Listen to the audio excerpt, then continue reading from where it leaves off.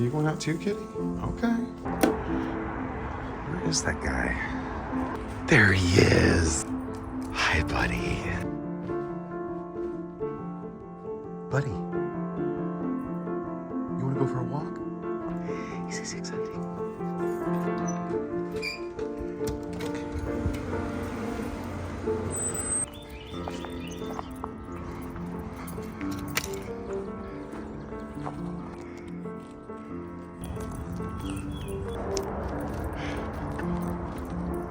Let's go.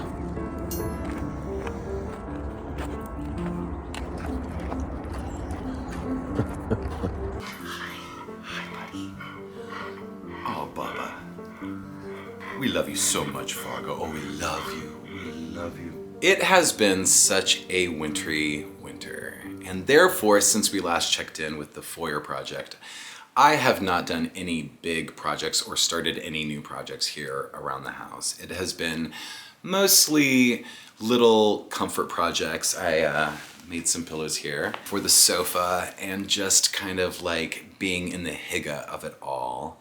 And also doing a lot of work with clients outside of our house, which is wonderful and plentiful, and just having so much fun getting my hands on new things. Speaking of clients, Mike is working on a bathroom remodel for some clients of his. And so we are gonna head to Floor Decor. So I thought I'd take you with us, and we're just gonna see what we like there and see if there's some good options for his clients and just to see what we like at Floor Decor. So we're gonna head out soon. I didn't have much to share in terms of projects here, but I thought it'd be a fun sort of day in the life check-in vlog here in late February. Are you ready for this? Yes, I'm so ready. Are they ready for us? Welcome to Floor Decor. I wanna see what you're drawn to first. All right. The restroom. Love that basket weave. That's nice. Love hexagonal. See, I'm just really drawn to these basket weaves. That's sort of a penny tile size Carrera. That's a nice format for older bathrooms with like less space. Ocean honed marble, larger format. What do you like about it? I love the variation in the color, and then it's got a nice warm gray tone. Yeah. I like how the surface quality is like more hand hewn.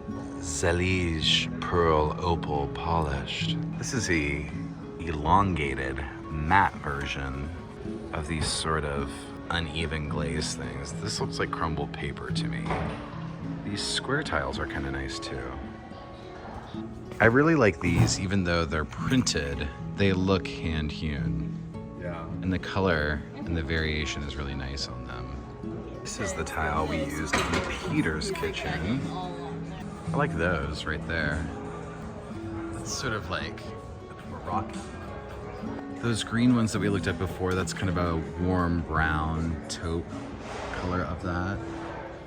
I like this color. I like the length even. I kind of like that right there. Which one? The green one underneath the top, second one down. Yeah, I was looking at that one. That's nice. So this is classic ceramic basket weave, and that's, I would never do that grout with it, but what is that? But that's really nice too, and that could be a really nice budget way of doing a more classic remodel bathroom in an old home. And that's another classic hexagonal penny. I like that too. It's kind of a nice mosaic size. Yeah. That's the type of stack I like Easy now. stuff. What's kind of cool is that they have sills and thresholds and different things you can mix, so you don't have to do grout lines on surfaces. Is this your favorite one? It's fascinating. Wow. It's kind of what I imagine living inside a geode would feel like. How do we feel about their selection? They have a lot of exciting options here. But I'm not quite sure it would work for this particular situation. I do like this one. I think it'd be really pretty. I would probably orient it horizontally. Oh, you would? Yeah. Okay. I think so. Here's this same tile in the horizontal I like that. format. I think you're right on that one. And I kind of like it mixed with the other green as well. Mm-hmm. I'm pretty much a simple, no fuss kind of person in my finishes. You're telling me. You heard it from him first. He doesn't like fussiness. Do you want to show us any more tile? Sure. Our beautiful viewers across the world. Yeah, I see you, Australia, in the comments. Oh, is this live? We love you. This one I do think is really pretty. I love like the very soft gray variated color of this. The tone is very pretty, and it's kind of would go timeless. It's very sanctuary-esque to me. It's very peaceful to me. And these are, you know, I guess I'm thinking about the shower floor. That hex is nice, actually. I like the size of it too. Yeah. Wow, that's a nice mix. I don't mind that. What's that? Bianco Carrera hexagonal polished. It's warmer. Kind of a mini herringbone. Mini herringbone. Ooh, drop shadow. Ooh. That one's It very almost looks 3D. 3D. Warm enough. You That's know actually what? really nice. Keep it kind of simple. A professional in the field. Do a little bit more fun. That's a little bit more fun, and it's not too fussy for me. Yeah. Sometimes I kinda that like stuff gets that. me like, Yeah. I like this one. That's pretty. Ooh. Ooh. See the Winner, lift in winner, my chicken voice? dinner. Did you Yeah. hear that? I heard that. Can take a picture of Okay. this one. Oh, Mike, there's one of your favorites over here. Uh-huh. You can do a whole shower in Very it. exciting. Oh, here's the floor right here, Kate. Oh, here we are. It is very cool looking.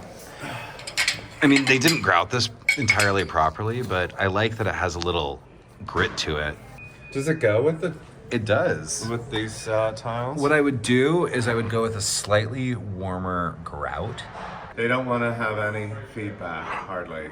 except mine. It's kind of the way that they've, you know.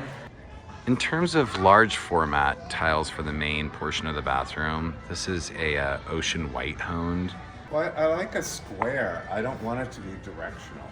I think this one's better. I think it's the Less expensive. yeah. I kind of feel the smaller room Yeah. warrants a smaller tile.